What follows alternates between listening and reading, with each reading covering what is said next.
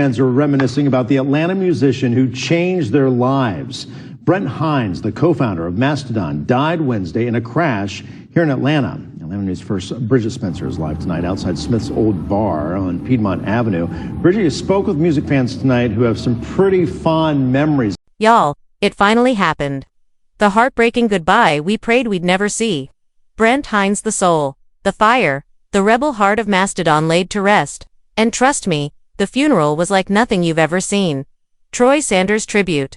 It broke grown men down in tears. Brann couldn't hold it together. Bill stayed silent. And the fans who made it inside said it was like being at one last Mastodon show, raw, painful, and unforgettable. Stick with me, because the stories coming out of that room will leave you shaking. Hey everyone, welcome back. Today we're diving straight into what's already being called the most emotional farewell in metal history. Brent Hinds, at just 51, gone in a tragic motorcycle crash. The world's been reeling, Mastodon's been shattered, and now the funeral has happened. And let me tell you, from who showed up, to the speeches, to the tears, to the shade, some people are whispering about backstage. This was no ordinary goodbye. We're unpacking everything. The funeral was held in Atlanta, the city where Mastodon grew from, for scrappy kids to Grammy winners. It wasn't flashy. No big celebrity staging, no massive lights. Just candles, guitars placed at the front, and a giant black and white photo of Brent mid-solo, cigarette dangling, eyes closed, hair flying. Classic Brent. Fans lined up outside, holding vinyl covers, guitars, even tattoo sleeves on display just to honor him. Inside, the band sat in the front row. Troy, Brann, Bill. People whispered about how tense it looked, like grief mixed with years of history, drama, and love too big to describe. Then came Troy Sanders. Y'all, he walked up with tissues in one hand, a paper crumpled in the other, voice trembling. He started with, "Brent wasn't just my bandmate, he was my brother for 25 years, and you could hear the room break." He talked about the first time they jammed, how Brent's guitar was so loud it blew the amp but also blew their minds. He joked, Brent was chaos in human form, but the most beautiful kind of chaos. Troy's voice cracked when he said, "We fought like brothers, laughed like fools, cried like men. He gave me music, he gave me memories, he gave me headaches, but he gave me love." The kicker. He closed with, "We loved him so very much." That's when you saw Brann drop his face into his hands, shoulders shaking. Fans later said you could feel the grief ripple through the whole room. People who never even knew Brent personally were sobbing. After Troy, Brann stood up to speak. And y'all, Brann is usually the storyteller of the group, right? He writes, he narrates, he keeps things poetic. But that day, he managed. "Brent was my friend before he was my bandmate. He's the reason I still play today." Before his voice collapsed, he tried to talk about their first tours, sleeping in vans, eating gas station food, dreaming of stages they eventually conquered. But halfway through, his words choked. And all he could do was hug Troy.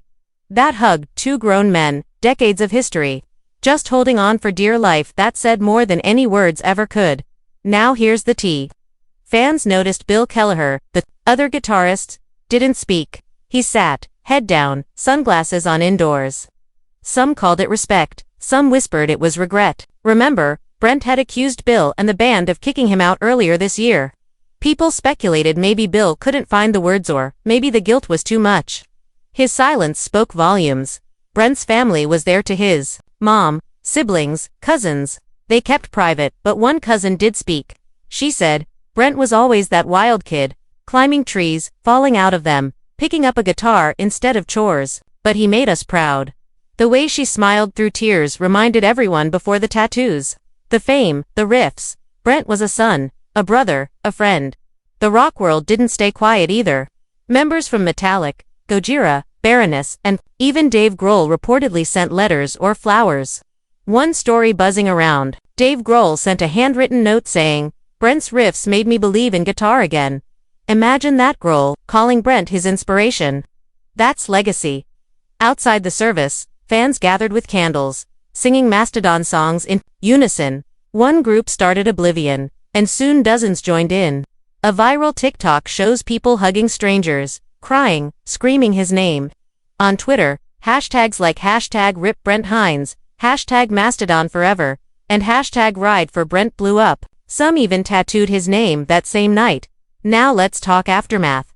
Mastodon already had concerts booked. At their first show post-funeral, Brann told the crowd, "We're emotionally crippled. But you keep us alive. Brent's spirit is with us every note we play." Fans said half the set was played in tears. And get this, they left Brent's guitar on stage, propped against an amp, under a spotlight. Nobody touched it. It was his space, his energy, his eternal solo. Brent Hinds was loud, messy, honest, complicated. He was the guy who fought with bandmates, swore on stage, and called out the industry, but also the guy who changed lives with music. People say rock stars never die, they just become legends. Brent proved it. Even if he left the band under tension, even if things got ugly, this funeral showed one thing: love outlives the drama. Always. Outside, fans gathered in the hundreds. They held candles, vinyl covers, guitars covered in Brent's face stickers. A group started singing Mastodon's Oblivion quietly, and soon dozens of voices joined, their voices echoing through the night like a haunting choir. Someone filmed it, and by morning it had gone viral on TikTok. Captions reading "Goodbye, Brent Hinds, forever in our riffs." Others showed tattoos being inked right there in the parking lot, his signature, his face, his lyrics permanently etched onto skin in his honor. Inside, one fan who got invited said the energy was like being at one last Mastodon show. But instead of headbanging, everyone was breaking down. She said at one point, Martin Atkins, the photographer who shot some of their iconic images, pulled out prints of Brent and passed them to fans, saying, "Take him home with you." When the service ended, the band stayed sitting, unable to move, while fans outside kept chanting his name.